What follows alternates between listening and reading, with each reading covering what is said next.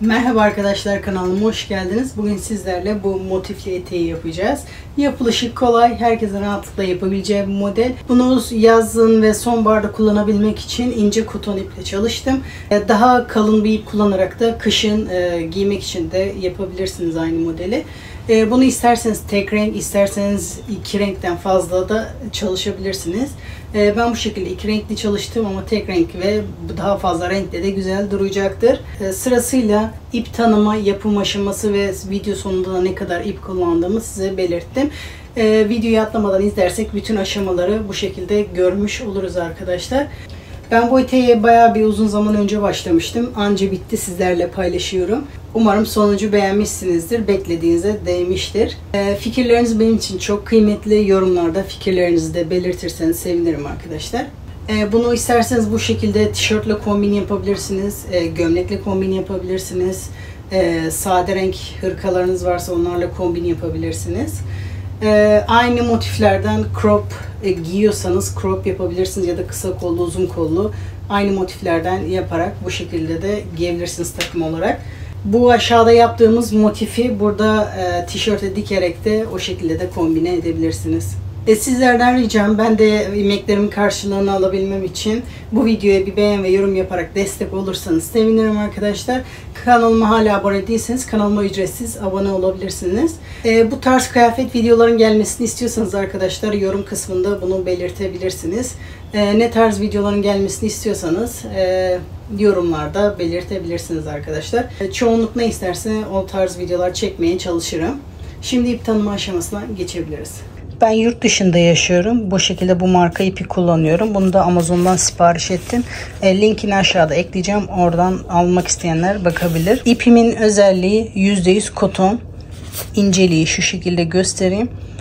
100 gramda 250 metre ip varmış. Tığ önerisi 4 mm diyor. Bana bu çok kalın gelmişti. O yüzden 2.75 mm tığ kullandım. O daha uygun oldu. Türkiye'de de Alize Diva ipini kullanabilirsiniz. Gördüğünüz gibi ipin kalınlıkları aynı. Türkiye'de de bu ipi kullanabilirsiniz. Bu da 100 gramda 350 metre ip varmış. Benimkinde 250 metre ip var. Bunda 350 metre ip var. Bunda daha çok ip olması sizler için daha avantajlı. Video sonunda da ne kadar ip kullandığımı video sonunda belirteceğim. Atlamadan izlersek o kısmı da yakalamış oluruz. Alize Diva ipini kullanırken de hangi tığ numarası elinize daha yatkınsa o ipi kullanabilirsiniz. Dediğim gibi bunda ben 2.75 kullandım. Biraz sıkı oldu. Siz de deneyerek hangisi daha iyi oluyorsa onu tercih edebilirsiniz. Modele sihirli halka yaparak başlıyorum. Sihirli halkamı orta parmağımdan önden arkaya doğru bu şekilde doluyorum. Birleşim noktasından sıkıca tutuyorum. Tığımı ipin altından geçirerek ipimi alıyorum. Bir tur çevirdikten sonra bir zincir yapıyorum ve bu benim ilk zincirim. Trabzan için 3 zincir. Ara zincir içinde bir tane çekiyorum. Toplamda 4 zincirle başlıyorum. Bu benim ilk trabzanım ve aradaki bir zincir. Tığıma dolayarak halka içerisinde trabzan yapıyorum. Bir zincir, bir trabzan, bir zincir, bir trabzan, bir zincir. Bu şekilde toplamda 12 trabzan yapıyoruz. Aralarında birer zincir olacak şekilde. Bu şekilde halka içerisinde toplamda 12 adet trabzan yapalım. Aralarında bir zincir olacak şekilde. Toplamda 12 trabzan yaptım. Bir zincir çektim. İlk yaptığımın tepesine batarak bir iz sürümü yapıyorum. İlk sırayı bu şekilde tamamlıyoruz. Şimdi bir zincir çekerek diğer rengi başlatıyorum. İlmeğimin içinden geçiriyorum. Boşluk içerisinde bir sık iğne yaparak ipimi burada sabitliyorum. Bu sık iğneden sonra 2 zincir çekerek başlıyorum. Aynı boşluk içerisinde tekrar bir trabzan daha yapıyorum. Bir zincir. Bakın sıradaki boşluğa giderek 2 trabzan yapıyorum. 1. Bu trabzanların arasına yapıyoruz. Bir zincir. Bakın buradaki araya yapıyoruz. Aralarda birer tane zincir çekmiştik.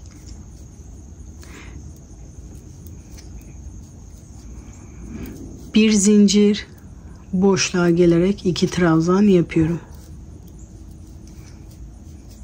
Bu şekilde bir zincir, aralarda, boşluklarda 2 trabzan yaparak sıra sonuna kadar yapalım. Şimdi sıra sonuna kadar geldim. Bir zincir çekerek burada ilk yaptığım zincirin tepesine batarak bu şekilde iz sürümü yapıyorum. Sıramı burada birleştiriyorum.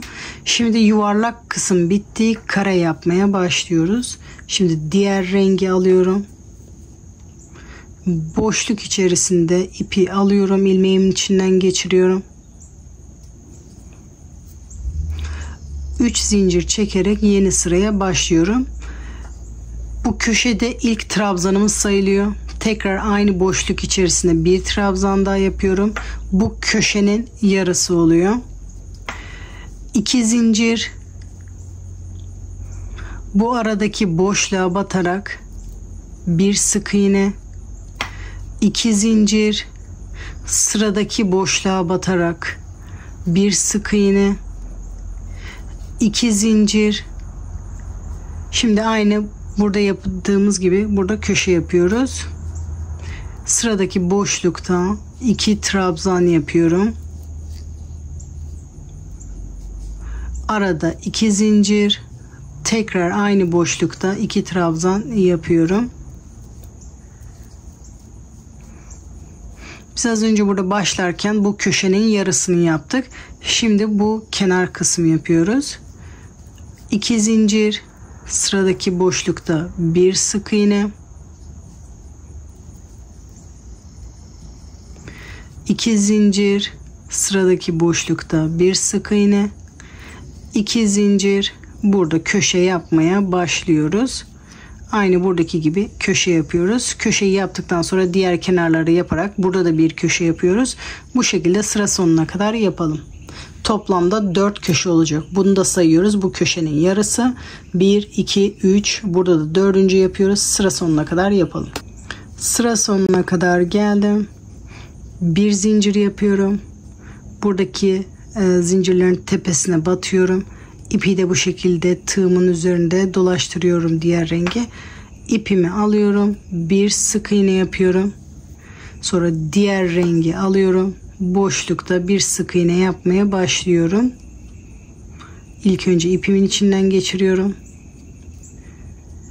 3 zincir. Tekrar aynı boşlukta bir trabzan daha yapıyorum. Şimdi bu sırada artık bu aralarda trabzan yapıyoruz. Arada bir zincir, sıradaki boşluğa giderek 2 trabzan, bir zincir, sıradaki boşlukta 2 trabzan, bir zincir, sıradaki boşlukta 2 trabzan, bir zincir. Köşeler aynı olacak. Burada yaptığımız gibi 2 trabzan bir tarafta, ortada 2 zincir, tekrar aynı boşlukta 2 trabzan yapıyorum. Arada bir zincir, sıradaki boşluğa batarak 2 trabzan yapmaya başlıyorum. Burayı da aynı burada yaptığımız gibi yapıyoruz. Köşeleri de aynı bu şekilde yapıyoruz. Bu şekilde sıra sonuna kadar yapalım. Sıra sonuna kadar geldim. Bir zincir yapıyorum. Burada zincirin tepesine batıyorum. Bu turuncuyu da tığımın üstüne doluyorum bu şekilde. İpi oradan alıyorum. Bir sık iğne yapıyorum. Şimdi diğer ipi alıyorum. Boşlukta ilmeğimin içinden geçiriyorum. 3 zincir çekerek yeni sıraya başlıyorum.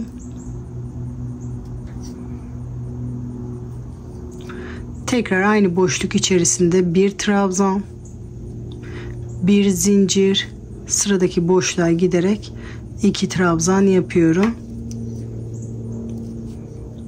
Bir zincir, sıradaki boşluğa giderek 2 trabzan yapıyorum. Burada da aynı bu yaptığımız sırayı tekrar ederek sıra sonuna kadar yapıyoruz. Köşeyi aynı buradaki gibi, bu araları da buradaki gibi yaparak sıra sonuna kadar yapalım.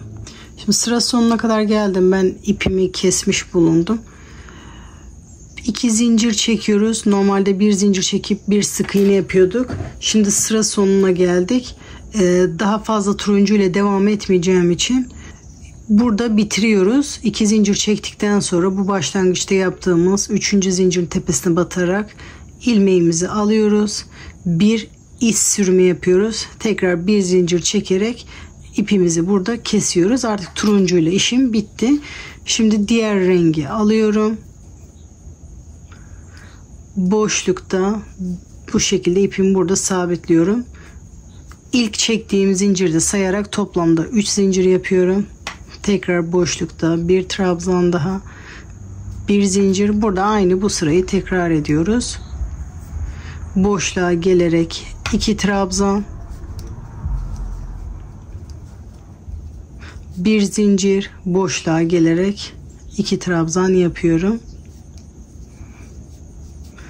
Bu sırayı da aynı burada yaptığımız gibi yaparak sıra sonuna kadar yapıyoruz. Köşeler aynı, bu ortalar aynı. Sıra sonuna kadar tamamlayalım. Sıra sonuna kadar geldim. Bir zincir çekip köşeye batıyorum. Bir sık iğne yaparak sıramı birleştiriyorum.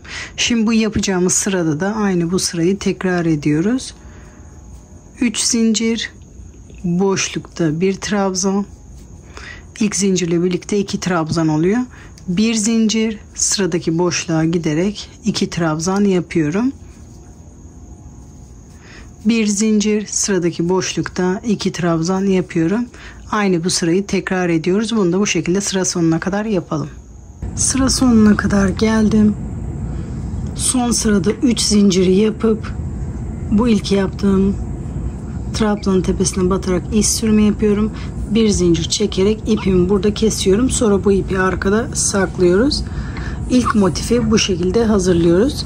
Şimdi ikinci motifi de aynı burada yaptığım gibi yapacağım. İstediğimiz köşede nerede birleştirmek istiyorsak oradaki köşeye kadar yapıyoruz. Bunun köşesine birleştiriyoruz. Benim sıram burada bitti. Birleştirmek için bu son köşeyi kullanacağım. Eğer bir hata olursa sökmesi yakın olsun, çok fazla sökmeyeyim diye son köşeyi kullanıyorum. Şimdi bu motifi bu son köşeye kadar yapıyorum. Onu birleştirmeyi gösteriyorum. Bu köşede başlamıştım. Dediğim köşeye kadar geldim.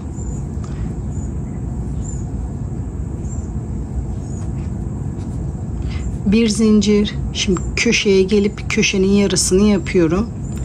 2 trabzan. Şimdi bunu birleştiriyoruz. Bir zincir. Diğer motifi alıyorum. Bakın ikisinin yüzü yukarı doğru aynı yönde. Bu boşluktan, köşenin boşluğundan beri ipimi alıyorum. Bir sık iğne yapıyorum. Bir zincir. Sonra tekrar bu boşlukta köşe yapmaya devam ediyorum. 2 trabzan, bir zincir, sonra boşlukta 2 trabzan yapmaya devam ediyorum. Bunu bu şekilde sıra sonuna kadar yapıyoruz. Bitirişini aynı buradaki gibi yapıp ipimi kesiyorum. Şimdi bu motifi de bitirelim. Bu motifi de aynı bu şekilde bitirdim. Şimdi sırasıyla bütün motifleri bu şekilde ekliyoruz. Bunu basen kısmı ya da göbeğimiz basenden daha genişse geniş olan bölgenin etrafını saracak kadar yapıyoruz. Şimdi sırasıyla bütün motifleri birleştirelim tek sıra halinde. Toplamda 7 motif birleştirdim. 4 motif ön için, 3 motif de arka için. Sonuncuyu birlikte yapacağız diye birleştirmedim. Yani 4 öne 4 arkaya olacak. Şimdi bunu katladım ben size gösterebilmek için. Sonuncu motifte hem bu köşeden hem de bu köşeden birleştirerek bunun yuvarlak olmasını sağlayacağız bu şekilde. O yüzden 8.'yi sizinle birleştirmek istedim. Şimdi yeni motifi son sırayı da aynı tek tarafını yapacağız. Yaptığımız yarım köşede değil, ilk dönen köşede birleştirmeye başlayacağız. Diğer motifi de bu köşeye kadar yapalım.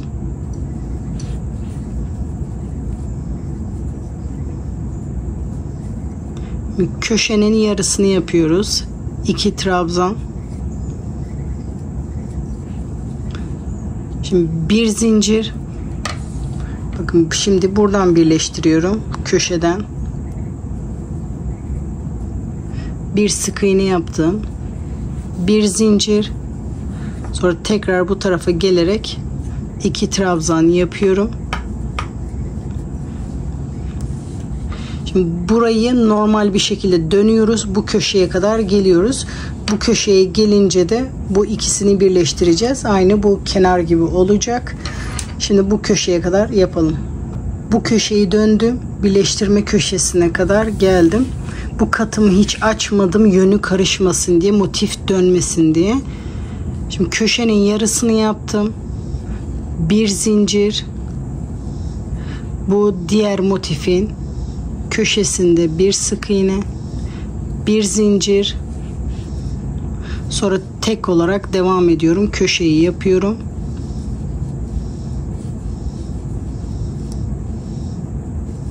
Burayı da kenara kadar yapıyoruz, birleştiriyoruz, ipimizi kesiyoruz. Bu motifin de kenarını birleştirdim. Şu anda bir daire şeklinde oldu. Hepsinin uçları birbirine birleşik şu anda. Şu anda tek sıra yapmış olduk. Şimdi bu ara motifleri yapıyoruz. Motifimizi aynı şekilde yapıyoruz. Son sırada bir sıra yapıp ilk birleştirme köşesine kadar yapalım.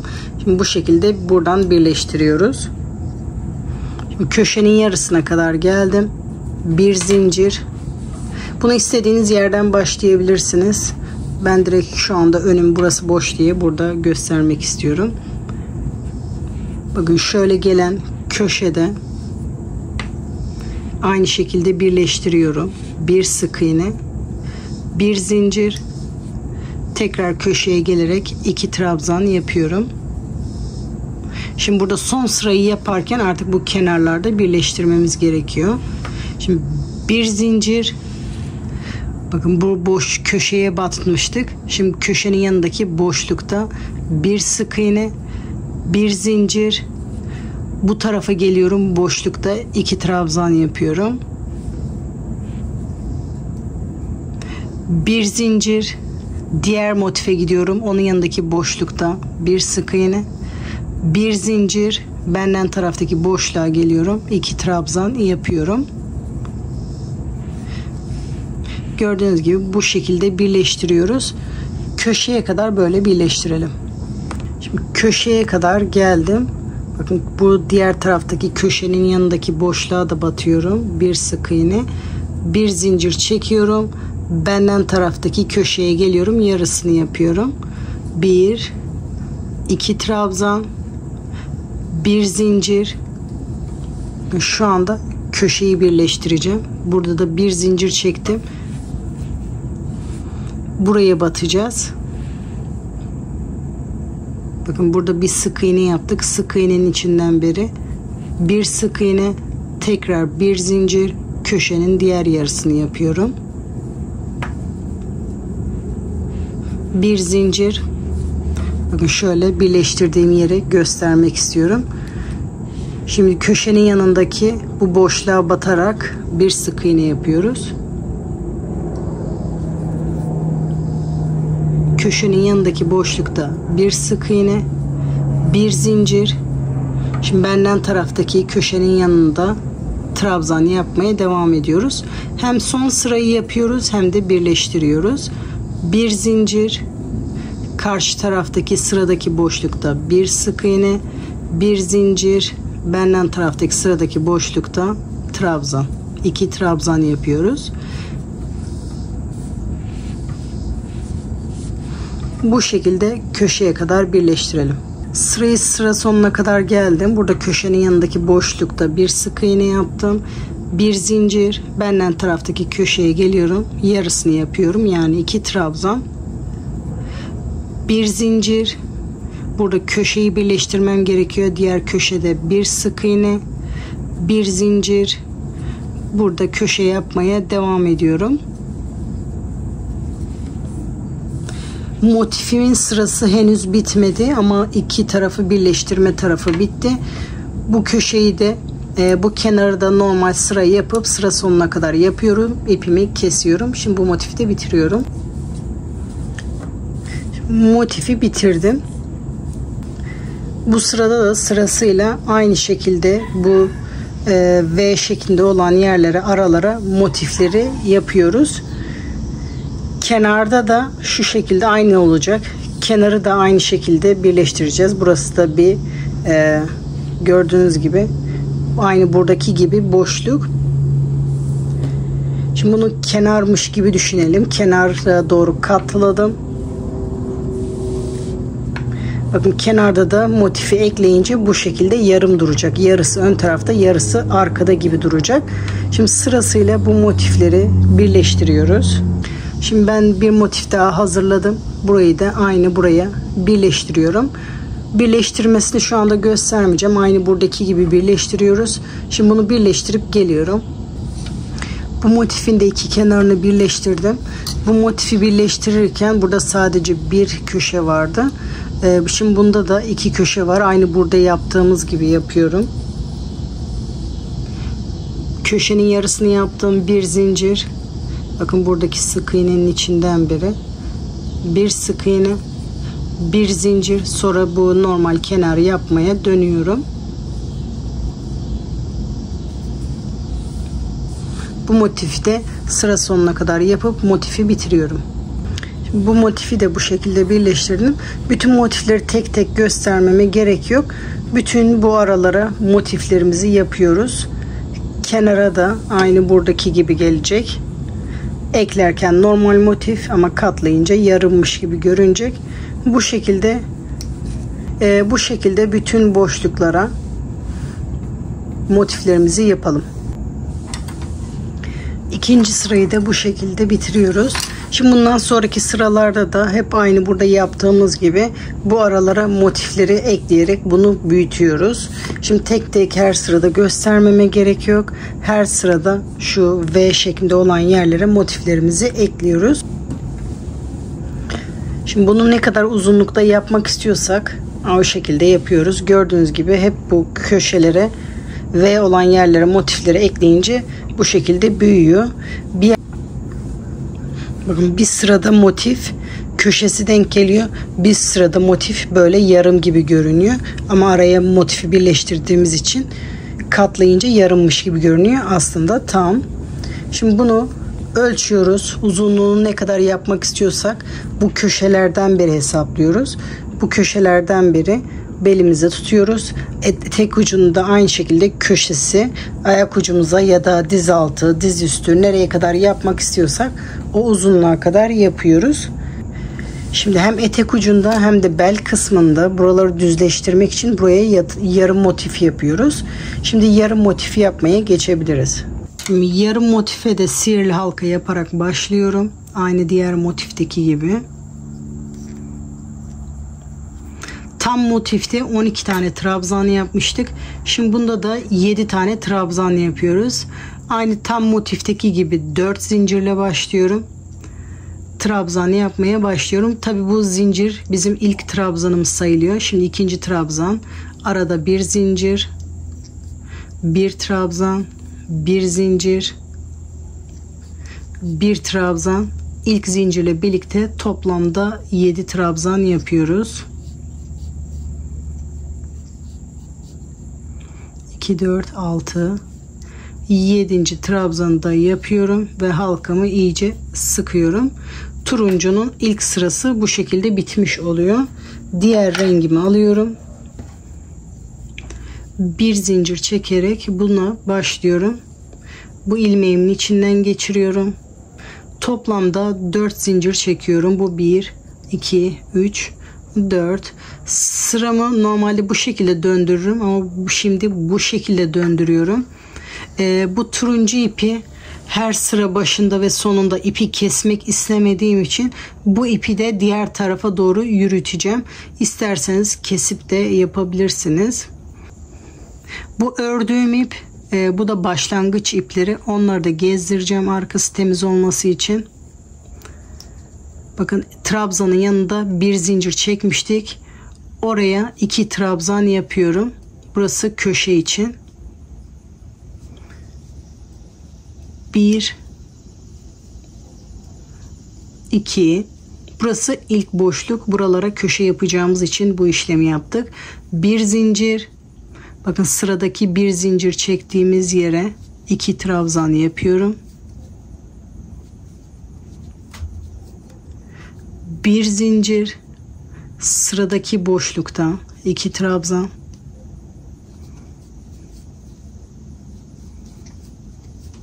bir zincir, sıradaki boşlukta 2 trabzan. Aynı tam motifte yaptığımız gibi ikinci sırayı yapıyoruz. Bir zincir, sıradaki boşlukta 2 trabzan, bir zincir, son boşluk kaldı. O boşluğa da 2 trabzan yapıyorum. Başlangıçta burada köşe için boşluk yapmıştık. Şimdi burada da aynı şekilde bir zincir, tekrar aynı boşluğa batarak bir trabzan yapıyorum.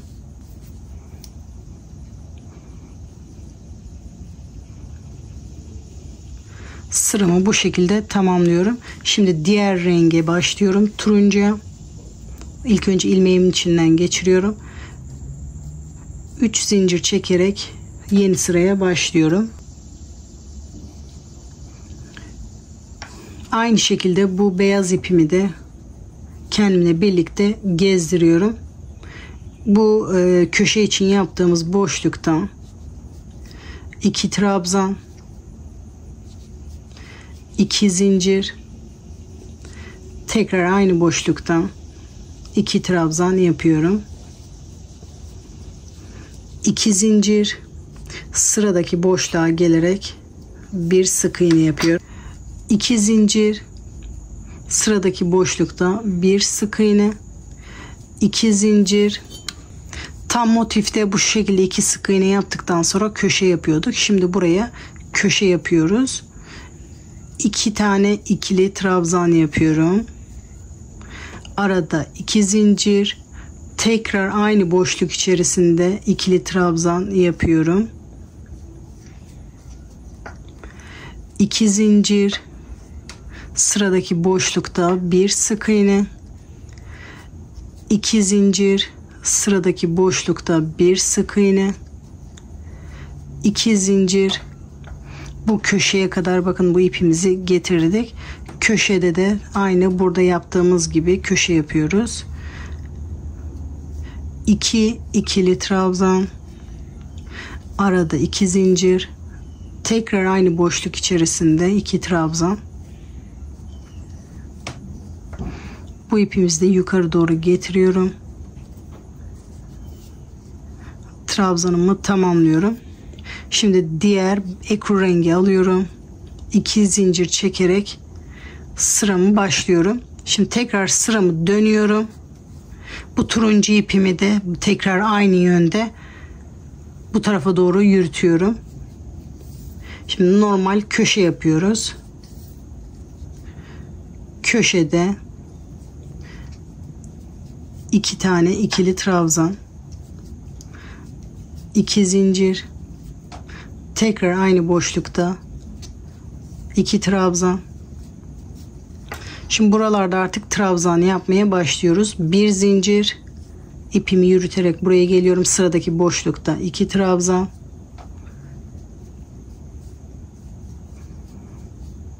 bir zincir, sıradaki boşlukta 2 trabzan, bir zincir, sıradaki boşlukta 2 trabzan, bir zincir. Şimdi köşeye gelerek aynı şekilde köşeyi yapıyoruz. Tek tarafta 2 trabzan, arada 2 zincir, tekrar aynı boşlukta 2 trabzan yapıyorum. Bu şekilde sıramızı tamamlıyoruz. Buraya da aynı buradaki gibi yarım, köşeye de köşe yaparak sıra sonuna kadar yapalım. Şimdi köşeye kadar geldim. Köşenin diğer yarısını yapıyorum. Bakın turuncu ipimi de buraya kadar getirdim. 2 trabzan. Bu ipimi de tığın üstüne dolayarak burada trabzanımı yapmaya devam ediyorum. 2 zincir. Sıramı dönüyorum. Tığıma dolayarak bu ipimi de tekrar burada kendimle gezdiriyorum. Daha önce iplerimi hep bu tarafta gezdirmişim. Tekrar bu tarafa getirerek yapıyorum. Köşede 2 trabzan. Köşeler aynı. 2 zincir, tekrar aynı boşlukta 2 trabzan, 1 zincir, ipimi kendimle gezdiriyorum. Sıradaki boşlukta 2 trabzan yapıyorum. 1 zincir. Bu şekilde ipimi gezdirerek sıra sonuna kadar yapıyorum. Bakın bu ipimi köşeye kadar getiriyorum. Kenarlar aynı, köşeler aynı. Bu şekilde sıra sonuna kadar yapalım.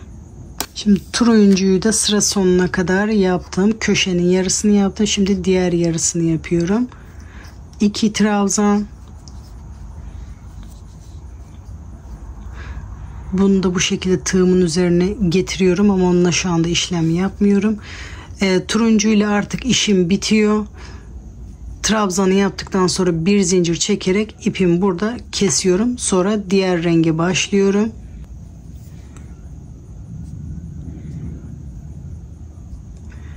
Bu trabzanın tepesinde 2 zincir yaparak sıramı dönüyorum. Bu köşeye gelerek köşe yapmaya başlıyorum. 2 trabzan, 2 zincir, tekrar aynı boşlukta 2 trabzan yapıyorum. Arada bir zincir, boşluğa gelerek 2 trabzan yapıyorum. Bir zincir, boşluğa gelerek 2 trabzan yapıyorum. Burayı da kenara aynı şekilde, köşeyi de aynı şekilde sıra sonuna kadar yapalım.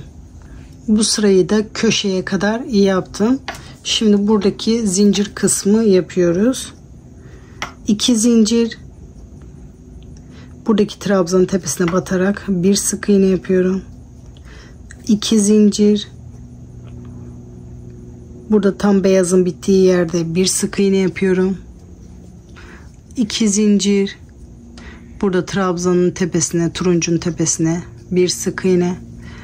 2 zincir, burada beyazın bittiği yerde bir sık iğne. Hep aralarda 2 zincir çekeceğiz ve bu renklerin birleşim noktasından beri bir sık iğne yapacağız. 2 zincir, bakın tam ortadan bir sık iğne yapıyorum. 2 zincir, iki rengin birleşim noktasından bir sık iğne.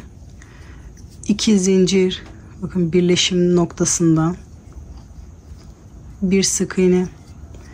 2 zincir, burada birleşim noktasından bir sık iğne. 2 zincir, bakın burada birleşim yerinden bir sık iğne.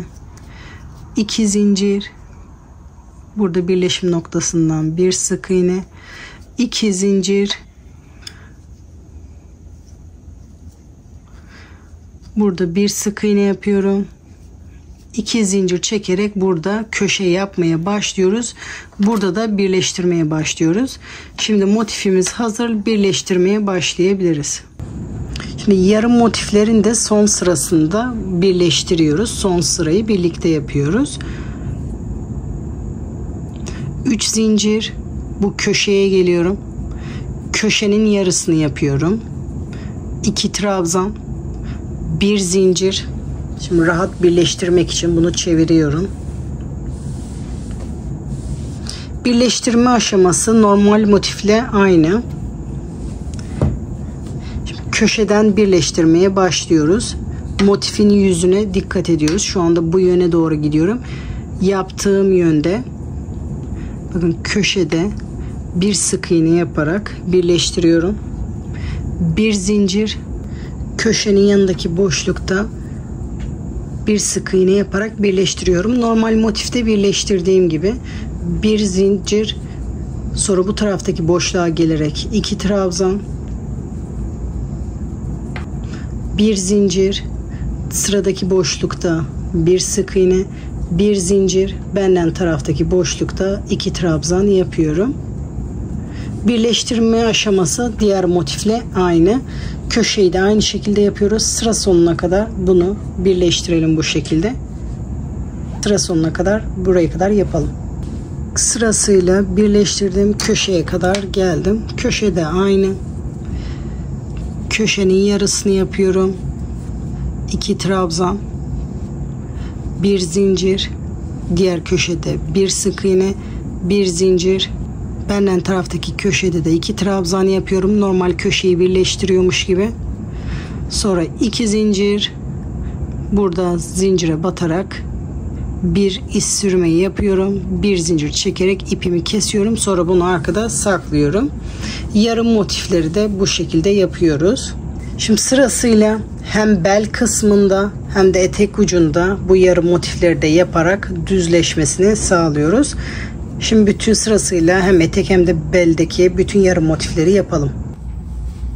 Hem etek ucu hem de bel kısmında bütün yarım motifleri ekledim. Bu şekilde düz olmasını sağladım. Şimdi ilk önce etek ucunu göstereceğim. Etek ucunu hangi renk yapmak istiyorsanız o renkle başlayabilirsiniz. Ben ekru ipim daha çok olduğu için o renkle başlayacağım. Bir zincir, motifin herhangi bir yerinden başlayabilirsiniz. Buralarda zincir çekmiştik. Şimdi zincirin içinden ilk önce ipimi sabitliyorum. 3 zincir ilk trabzan için, 2 ve 3. Şimdi her boşlukta 2 trabzan yapacağız. Bu ilk trabzanın yanında bir trabzan daha yapıyorum. Arada bir zincir, sıradaki bu boşluğa gidiyorum. 2 trabzan yapıyorum. Arada bir zincir, sıradaki boşluğa gidiyorum, 2 trabzan yapıyorum. Bir zincir, burada zincire 2 trabzan yapıyorum. Bir zincir. Şimdi gördüğümüz gibi burası biraz çukur. Buradaki trabzanları biraz daha uzun yapmamız gerekiyor ki aynı hizada gitsinler. Şimdi bir zincir çektikten sonra buradakini de normal yapıyorum. Normal ikili trabzan. Şimdi bir zincir. Bakın şu anda bu köşeye batacağız. Burası daha yüksek gördüğünüz gibi. İlk önce bu şekilde 2 sefer dolayarak bu köşeye batıyorum. Aynı yükseklikte olursa bu şekilde devam edeceğim. Benim için yeterli. 2 sefer doluyorum. Köşede üçlü trabzan yapıyorum. Bir zincir, tekrar bu diğer taraftaki köşeye geliyorum. Burada da 2 sefer doluyorum. 2 sefer doluyorum, tekrar bir trabzan daha yapıyorum. Bir zincir, sonra buraya geliyorum. 2 trabzan yapıyorum. Bir zincir, sıradaki boşlukta normal ikili trabzan yapmaya devam ediyorum. Bir zincir, sıradaki boşlukta 2 trabzan yapıyorum. Bu şekilde bütün boşluklara aynı şekilde yapıyoruz. Sadece şu boşluklarda bu şekilde yapıyoruz. Bu ortaya doğru hala burası buradan yüksek oluyorsa buraya çakma trabzan da yapabilirsiniz. İsterseniz düzde devam edebilirsiniz. Bir zincir, boşlukta 2 trabzan, bir zincir. Bu şekilde çakma trabzan yaparak boylarını eşitleyebilirsiniz. Bu şekilde üçünü birden, bir zincir, sıradaki boşlukta bu şekilde çakma trabzan 2 tane, bir zincir, sıradaki boşlukta çakma trabzan, bir zincir, sıradaki boşlukta çakma trabzan. Nerede başladık? Turuncunun orada başlamışım. Turuncunun oraya kadar çakma trabzan yapıyorum. Yani trabzanları burada siz kenarınıza göre ayarlıyoruz. Düz olmasını sağlıyoruz. Bir zincir, 2 çakma trabzan, bir zincir, 2 çakma trabzan, bir zincir. Şimdi buralarda normal trabzan yapıyorum. Bir zincir, normal 2 trabzan, bir zincir, 2 normal trabzan,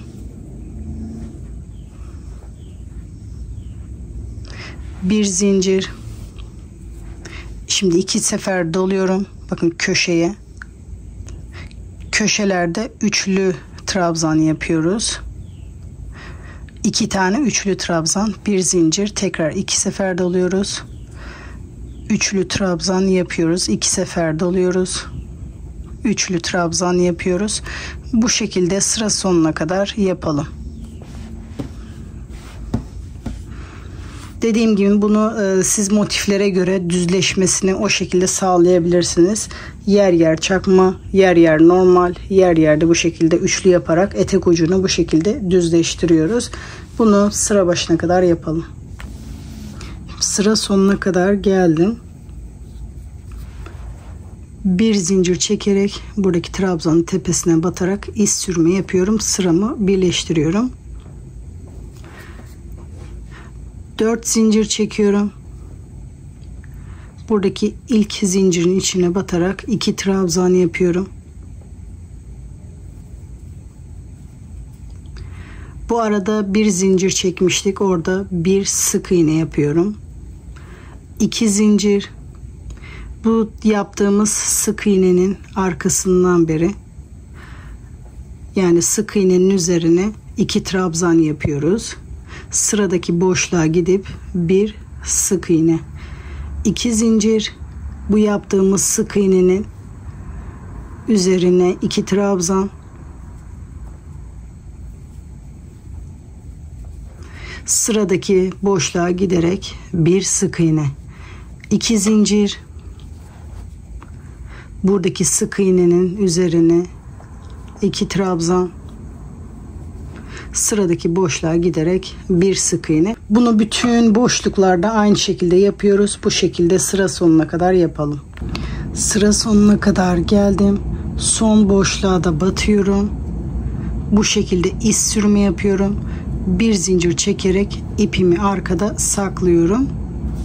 Şimdi etek ucu bitti. Bel kısmına geçiyoruz. Bel kısmını yaparken de istediğimiz yerden başlayabiliriz. Bir zincir çekerek herhangi bir yerde ipimi sabitleştiriyorum. 3 zincir, aynı boşluk içerisinde bir trabzan, sık iğnenin üzerinde bir trabzan, boşlukta bir trabzan, sık iğnenin üzerinde bir trabzan, boşlukta bir trabzan, sık iğnenin üzerinde bir trabzan. Bu şekilde aralarda bir trabzan yapınca, eğer bu çok kasıyorsa, aralardaki trabzan sayısını çoğaltabilirsiniz. Arada bir trabzan, sık iğnenin üzerinde bir trabzan, boşlukta bir trabzan, sık iğnenin üzerinde bir trabzan. Gördüğünüz gibi bu aralarda 3 zincir var ama bir trabzan yapıyorum, marullaşma olmasın diye. Trabzan tepesinde bir trabzan. Şimdi burası bildiğiniz gibi hafif çukur. Bu aynı hizada olması için burada 2 sefer tığımı doluyorum. İkinci trabzanın üzerinde üçlü trabzan yapıyorum. Tığıma 2 sefer doluyorum. Boşlukta, köşe boşluğunda bir üçlü trabzan, 2 sefer doluyorum. Sık iğnenin üzerinde bir üçlü trabzan. Tığıma 2 sefer doluyorum. Bu orta boşlukta bir üçlü trabzan, tığımı 2 sefer doluyorum. Köşe boşluğunda bir üçlü trabzan, tığımı 2 sefer doluyorum. İlk trabzanın üzerinde bir üçlü trabzan. Şimdi normal trabzan yapmaya devam ediyorum. Trabzanın üzerinde bir tane, boşlukta bir tane, sık iğnenin üzerinde bir tane. Bu şekilde birer tane yaparak bu sırayı tamamlıyoruz. Sırasıyla bir boşlukta, bir sık iğnenin tepesinde bu şekilde bir sıra trabzan yaparak sıra sonuna kadar yapalım. Burada dediğim gibi kasma oluyorsa aralarda 2 tane yapabilirsiniz. Ben 2'şer tane yaptım. Çok marullaşma oldu. O yüzden bu şekilde yaptım. Sıra sonuna kadar geldim. Son sık iğnenin tepesine de batıyorum. Bir trabzan yapıyorum. Şimdi sıramı birleştiriyorum. İlk yaptığım trabzanın tepesine batarak bir iz sürme yapıyorum. Sıramı bu şekilde birleştiriyorum. Şimdi 3 zincir çekerek yeni sıraya başlıyorum. Bu sırada trabzanların tepesine batmayacağız. Bu şekilde trabzanların çevresinden beri bu şekilde bir düz Ve her trabzana bir işlem yapıyoruz. Şimdi yanındaki trabzana geçiyoruz. Bunu da tersinden, arkasından beri trabzan yapıyoruz. Bir düz. Aynı hırkalarda yaptığımız lastiği yapıyoruz. Bir tane ters. Normal üzerlerine trabzan yaparak da yapabilirsiniz. Lastik görünümü versin diye bu şekilde yapıyorum. Bir düz, bir ters. Her trabzana bir kere bir işlem yapıyoruz. Sıradaki trabzanda düz, sıradaki trabzanda ters. Bu şekilde bütün trabzanları bir düz, bir ters yaparak sıra sonuna kadar yapalım. Sıra sonuna kadar geldim. Sonuncuyu da tersten yapıyorum. Sıramı birleştiriyorum. Bu ilk yaptığım trabzan tepesinde bir iz sürme yaparak sıramı birleştiriyorum. Şimdi bu sıra daha kolay olacak. 3 zincir. Bakın burada düzden yapmışım. Düzden trabzan yapıyorum. Bunu tersten yapmışım. Tersten aynı şekilde böyle trabzanların arkasından beri bir trabzan yapıyoruz. Tepelerine batmıyoruz. Dilerseniz normal trabzan da yapabilirsiniz ama ben lastik görünümü olsun diye bu şekilde yaptım. Diğer sırada düz yaptığımızı düz, ters yaptığımızı ters yapıyoruz. Düz yaptığımızı düz, ters yaptığımızı ters yapıyoruz. Bu şekilde trabzanların çevresinden beri trabzanlarımızı yapıyoruz. Bunu da bu şekilde sıra sonuna kadar yapalım. Şimdi bunu sıra sonuna kadar aynı şekilde yapalım. Bunu ne kadar genişlikte yapmak istiyorsak bu son sırayı tekrar ederek bunu yapmak istediğimiz genişliğe kadar yapıyoruz. İsterseniz bu şekilde 3 sıra yapıp aralardan ip takabilirsiniz. İsterseniz bunu daha kalın yapıp şu şekilde katlayarak da yapabilirsiniz. Ben şimdi yapmak istediğim genişliğe kadar yapıyorum. Genişliği yaptıktan sonra sıradaki işlemi gösteriyorum. Şimdi sıra sonuna kadar geldim. Sıramı birleştiriyorum. Sonra bu ipi de arkada saklıyorum. Toplamda 1, 2, 3, 4, 5 sıra lastik örmüşüm. Şimdi eteğin beline bağlama ipi yapabiliriz. Eteğim ayak bileklerine kadar olduğu için uzun ve ağır oldu. Bu bel kısmı ipi belki tutmayabilir diye bele lastik takacağım. Bu lastik kısmı isteğe bağlı. Dediğim gibi benim eteğim ağır olduğu için lastik takıyorum. Bir iğne yardımıyla yapmaya çalışacağım. Lastiğimi geçiriyorum iğneye. Ek yerini arkaya getirmeye çalışacağım. Bakın şurası arka yapacağım. Ya da kenar da olabilir. Herhangi bir yerden, kenardan da başlayabiliriz.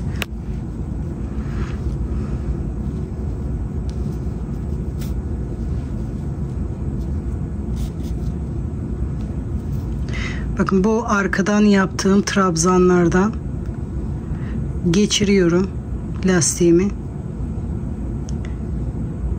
Ya da makineyle de dikebilirsiniz isteğe bağlı olarak. Sırasıyla bütün bu arka taraftaki trabzanlardan geçiriyorum. Önden de şu şekilde hafif belli oluyor ama bu sıkınca o kadar belli olmaz. Şimdi sırasıyla bu sıra sonuna kadar bu trabzanların arkasından beri geçiriyorum. Belimin ölçüsüne göre lastiği taktım. Daha sıkı oldu. İpi aksesuar olarak takacağım. Dediğim gibi bu lastiği takmak zorunda değilsiniz. Sadece ipi de takabilirsiniz. Şimdi belimin ölçüsüne göre taktıktan sonra şu şekilde öne çekip bir sıkı düğüm atıyorum. Ondan sonra ipimi keseceğim.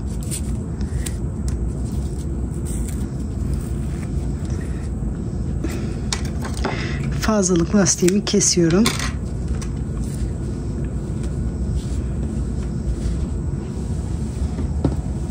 İp isteğe bağlı. İpi isterseniz yapabilirsiniz, isterseniz yapmayabilirsiniz. İpi de zincir çekerek yapıyorum. Ucuna da isterseniz püskül takabilirsiniz. Şimdi ipini de yaparken uzun bir zincir çekiyorum bel çevresine ve sarkacak kadar.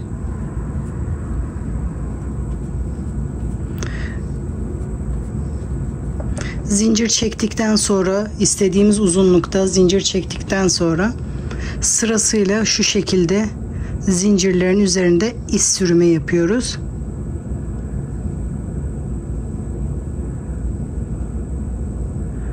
Bu şekilde sırasıyla iz sürme yapacağım. Ben şimdi ipimi hazırlayıp geliyorum. Ucuna da istediğiniz püskülü takabilirsiniz. Bu şekilde olunca daha sağlam oluyor. Şimdi ipimi istediğim uzunlukta yapıp geliyorum.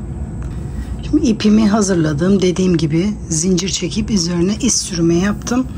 Tek tarafına da püskülümü taktım. Bu püskül tarifi eski videolarda var. Bunun yapılış linkini aşağıda açıklama kısmına ekleyeceğim. Oradan tıklayıp bu püskülün yapılışına bakabilirsiniz. İsterseniz normal püskülde takabilirsiniz. Videoyu uzatmamak için şu anda burada tarif etmeyeceğim. Şimdi bir tarafına taktım. Diğer tarafına takmayacağım. Çünkü bunu bele geçirmeye çalışacağız. İsterseniz bir iğne yardımıyla, isterseniz tek tek tığ yardımıyla da geçirebilirsiniz. Aynı lastikte yaptığım gibi yapacağım. Tam ortadan takmaya çalışacağım. Burada da bu şekilde öndeki trabzanların arkasından beri geçireceğim. Bunu da komple sırasıyla bütün, isterseniz burada, isterseniz daha yukarıda da takabilirsiniz. Bunu da sırasıyla bütün çevresine takıp buraya kadar takacağım ve geleceğim. Başlangıç noktasına kadar geldim. Bunu da bu püskülümün içinden beri geçiriyorum. Ondan sonra püskülünü takıyorum.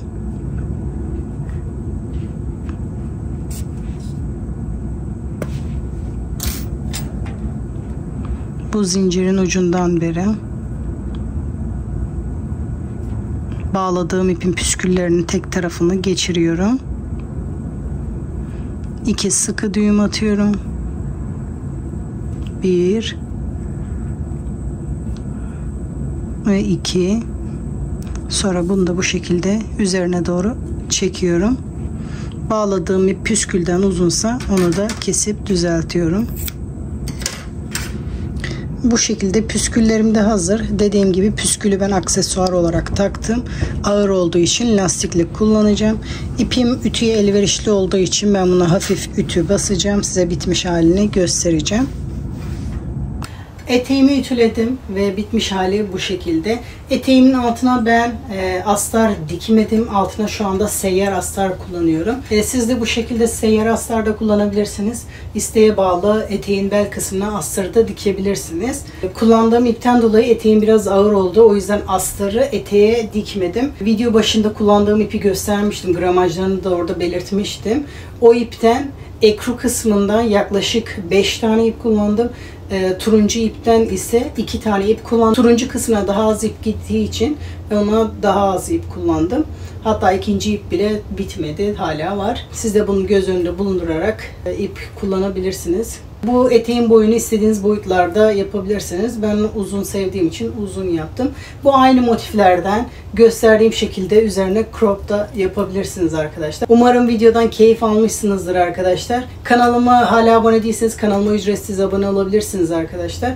Emeklerimin karşılığını alabilmek için bir beğen ve yorum yaparak bana destek olursanız çok sevinirim arkadaşlar. Sıradaki videolarda görüşmek üzere. Hoşça kalın.